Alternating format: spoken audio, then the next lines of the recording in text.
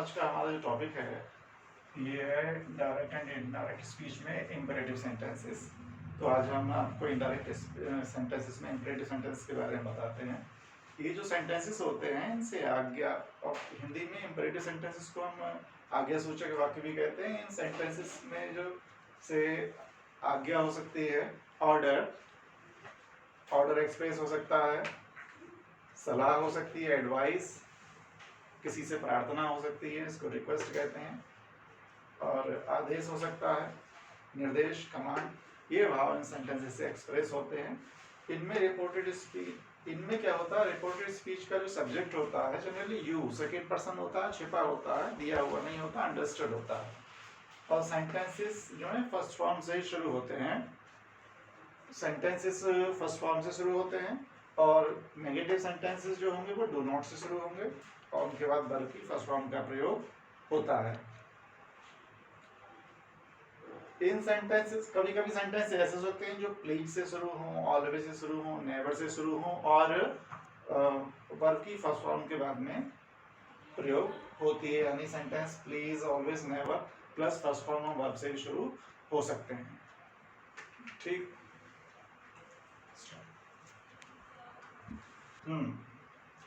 इनमें जो रूल्स हैं, हमें करना क्या है बच्चों, रिपोर्टिंग वर्ब जो है सेड, उसको रिपोर्टेड स्पीच के अर्थ के अनुसार, यानी रिपोर्टेड स्पीच से हमें कौन सा एक्सप्रेशन मिल रहा है, क्या भाव, क्या अर्थ प्रकट हो रहा है, उसके हिसाब से रिपोर्टिंग वर्ब सेड को आप ऑर्डर्ड में बदलेंगे। अगर सेंटेंस से रिपोर्टेड स्पीच आपकी बता रही किसी को ऑर्डर दिया जा रहा है, कोई निर्देश दिया जा रहा है, कमांडेड कर सकते हैं, रिक्वेस्ट कर सकते हैं। अगर प्रार्थना प्रकट हो रही है तो भाव के अनुसार रिक्वेस्टेड, बेग्ड, अर्ज्ड इनमें से यूज हो सकता है। अगर किसी को सलाह दी जा रही है तो एडवाइज्ड। एक देखना यह है कि एडवाइज जो वर्ब है ADVISED होता है। अगर ADVICE लिखा है तो वो नाउन होता है, वर्ब जो है एडवाइज में एज हो जाता है, जबकि नाउन में ADVICE रहता है, किसी को सलाह दी जाए। अगर सेंटेंस में मना करने को कहा जाए, डू नॉट सेंटेंस शुरू होगा तो फॉरवर्ड में बदला जा सकता है। उससे अगर सुझाव या प्रस्ताव प्रकट हो रहा है तो सजेस्टेड या प्रपोज में बदल देते हैं। दूसरा नंबर, एक अगला रूल ये आता है कि अगर रिपोर्टिंग वर्ब और रिपोर्टेड स्पीच, रिपोर्टिंग वर्ब को जोड़ने के लिए हम टू का प्रयोग करेंगे। यानी रिपोर्टेड स्पीच और रिपोर्टिंग वर्ब को जोड़ने के लिए से असर्टिव में हम दैट लगाते थे, या इंटरगेटिव फर्स्ट टाइप में इफ या वेदर लगाते थे, यहाँ आपको टू लगाना है। और रिपोर्टेड स्पीच का टेंस जो है वो नहीं बदला जाएगा, वही रहेगा जो है। प्लीज और काइंडली अगर आते हैं तो इनको हटा दिया जाता है, उसके हिसाब से रिक्वेस्टेड लग जाएगा। जैसे एग्जाम्पल के तौर पे आप पहला देखिए, he said to his servant. इसमें ही आपका सब्जेक्ट है, सेड वर्ब है, और सर्वेंट क्या है, ये ऑब्जेक्ट है। ये सब्जेक्ट हो गया, ये वर्ब हो गया। तो सेंटेंस शुरू हो रहा है लीव से, अंडरस्टूड है कि सर्वेंट से कहा जा रहा है लीव द रूम। तो अब क्या करना है, क्योंकि लीव द रूम से हमें ऑर्डर का भाव मिल रहा है कि मास्टर जो है वो अपने ऑर्डर को, मास्टर को और सर्वेंट को ऑर्डर कर रहा है। तो जब ऑर्डर कर रहा है तो रिपोर्टिंग वर्ब ऑर्डर्ड में चेंज हो जाएगी, ही वही रहेगा, ही ऑर्डर्ड हिज सर्वेंट। और जोड़ने के लिए यहाँ पर हमको टू लगाना है, एल स्मॉल हो जाएगा, टू लीव द रूम। ठीक है, यानी सेंटेंस आपका he said to his servant leave the room, ये ऑर्डर का फीलिंग्स दे रहा, ऑर्डर का भाव एक्सप्रेस कर रहा, तो इसलिए रिपोर्टिंग वर्ब ऑर्डर्ड में चेंज हो जाएगी, और सेंटेंस बन जाएगा ही ऑर्डर्ड हिज सर्वेंट, जोड़ने के लिए टू लगाएंगे, लीव द रूम ऐसे ही रहेगा। राइट। अगला सेंटेंस हम देख लेते हैं, मोहन सेड टू मी। यहाँ मोहन सब्जेक्ट है और सेड वर्ब है, मी ऑब्जेक्ट है। ये थर्ड पर्सन है, ये फर्स्ट पर्सन है। Please give me your pen. यहाँ प्लीज जो है, हम किसी को प्लीज कहते हैं तो रिक्वेस्ट कर रहे होते हैं, तो यहाँ प्लीज जो वर्ड है वो आपको रिक्वेस्ट की फीलिंग दे रहा है, तो आपको प्लीज को हटा देना है। और सेड जो वर्ब है आपकी, सेड टू, सेड के साथ टू लगाइए, इसको रिक्वेस्टेड में चेंज करना है। तो आपका ये सेंटेंस हो जाएगा, मोहन रिक्वेस्टेड मी, टू से जोड़ देंगे, ये हट जाएगा, गिव हिम माई पेन, क्योंकि मी जो है, गिव मी, हिम, मी को चेंज करेंगे, फर्स्ट पर्सन है मोहन के साथ में तो हिम हो जाएगा, क्योंकि ये ऑब्जेक्टिव केस है। तो मोहन को थर्ड पर्सन मानेंगे, हिंदी ऑब्जेक्टिव केस में आ जाएगा। तो सेंटेंस आपका बन जाएगा Mohan requested me to give him my pen. तो इसमें मोहन जो है आपका सब्जेक्ट है, रिक्वेस्टेड में चेंज हो जाएगी रिपोर्टिंग वर्ब, क्योंकि एक्सप्रेशन जो आ रहा है वो आ रहा है रिक्वेस्ट का। तो मोहन रिक्वेस्टेड मी जोड़ने के लिए टू लगाया हमने, और give him my pen. Him इसलिए आया क्योंकि अब मी जो है फर्स्ट पर्सन है, सब्जेक्ट के साथ बदलेगा, योर सेकेंड पर्सन है, ऑब्जेक्ट के साथ बदलेगा। तो योर पॉजेसिव केस है, आई का माई होगा, तो यू का योर है, तो आई का क्या हो जाएगा, माई हो जाएगा। पेन वैसे ही रहेगा, जोड़ने के लिए टू लगाना है, ठीक है।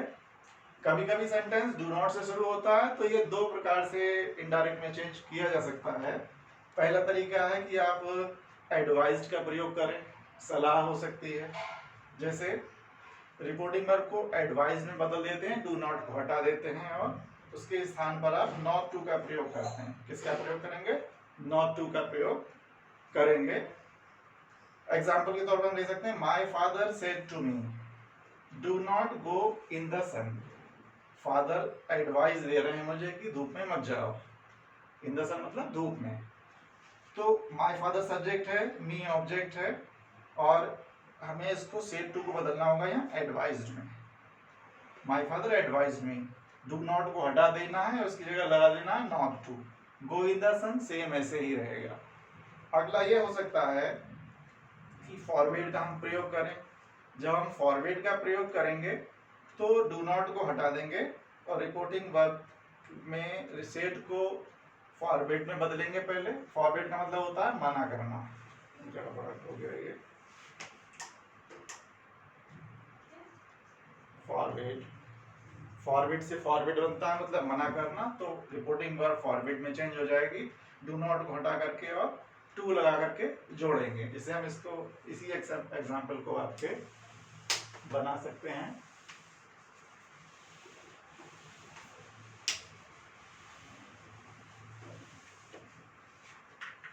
My father said to me,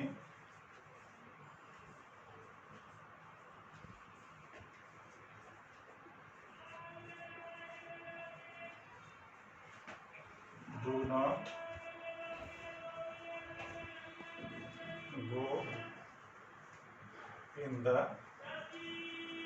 sun.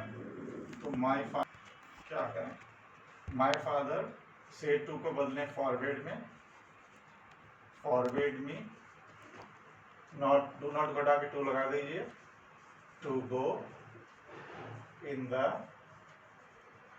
सन। इस तरह से बना सकते हैं। दूसरा एग्जाम्पल आपको फॉरवर्ड से बना सकते हैं। My father said to me, वही एग्जाम्पल है, do not go in the sun. तो जब हम फॉरवर्ड का यूज करेंगे बच्चों, तो ये सेड टू जो रिपोर्टिंग कर रहे हैं हमारी, इसको फॉरवर्ड में चेंज कर देना। माय फादर फॉरवर्ड मी मतलब मना किया। फॉरवर्ड का मतलब क्या होता है, तो मैंने आपको मना किया,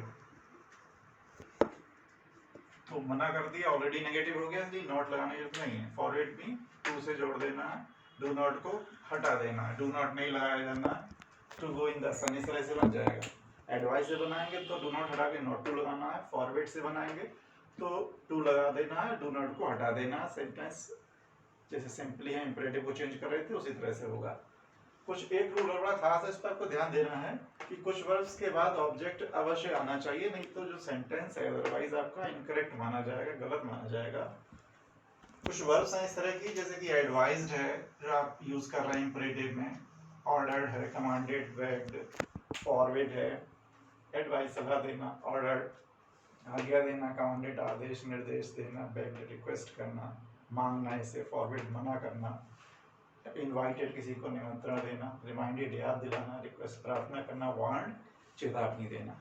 ये वर्ब्स ऐसी हैं कि बाद में ऑब्जेक्ट आना ही चाहिए, अगर क्योंकि इंपरेटिव सेंटेंस का जो सब्जेक्ट होता है वो होता है यू, और ये छिपा रहता है, सेकेंड पर्सन का प्रोनाउन होता है, और हमें ऑब्जेक्ट का को जोड़ना पड़ेगा क्योंकि रूल है जो रिपोर्टिंग वर्ब के सेकेंड, रिपोर्टेड स्पीच के सेकेंड पर्सन के प्रोनाउन बदले जाते हैं रिपोर्टिंग वर्ब के ऑब्जेक्ट के साथ, इसलिए ऑब्जेक्ट आना चाहिए। और इन वर्ब्स के साथ में इसके अलावा और जो वर्ब्स होती हैं उनके साथ आपको लगाना पड़ेगा। जैसे एग्जांपल है पहला आपका द जज सेड, केवल जज सेड दिया है, ऑब्जेक्ट नहीं दिया गया है। Call the first witness, witness means गवाह, जज ने कहा पहले गवाह को बुलाइए, तो जज आदेश दे रहा है। द जज कमांडेड या ऑर्डर्ड, दोनों में से कोई यूज कर सकते हैं। देम हमने रख लिया अपने पास से, किसी को मान लिया, जैसे आप मानते हैं थर्ड पर्सन में को रखा जाता है, तो हमने देम रख लिया थर्ड पर्सन के लिए। तो सेंटेंस आपका जो इनडायरेक्ट में बनेगा, द जज कमांडेड या ordered them to call the first witness. जज ने उन्हें आदेश दिया पहले गवाह को बुलाने का। ऐसे ही दूसरा सेंटेंस ले लीजिए, he said be quiet and listen to my words. He urged them, हम क्योंकि रिक्वेस्ट कर रहा है, अर्ज में भी दे सकते हैं, उसने उनसे अर्ज्ड की, रिक्वेस्ट की, टू बी क्वाइट, शांत रहने के लिए, and listen to his words. इस तरह से इन वर्ब्स के साथ में अगर ऑब्जेक्ट नहीं दिया हुआ है रिपोर्टिंग वर्ब में, तो अपने पास से ऑब्जेक्ट जोड़ करके हमको इनडायरेक्ट में चेंज करना होगा, अदरवाइज सेंटेंस इनकरेक्ट माना जाएगा, क्योंकि ऑब्जेक्ट आना चाहिए, because subject is hidden and that subject is second person pronoun, so we have to add an object particularly a third person pronoun। तो चेंज इस तरह से करेंगे, कमांडेड या ऑर्डर के बाद देम लगा दिया, ऐसे ही हमने यहाँ भी देम लगा दिया, या हिम लगा सकते हैं, हर लगा सकते हैं, अपने हिसाब से आप रख सकते हैं। तो इस तरह से इतना ही आपके लिए आज पढ़ाना है, इसके बाद अगले जो है लेट का यूज बताएंगे हम, बाकी अगले दिन बात करेंगे। धन्यवाद बच्चों।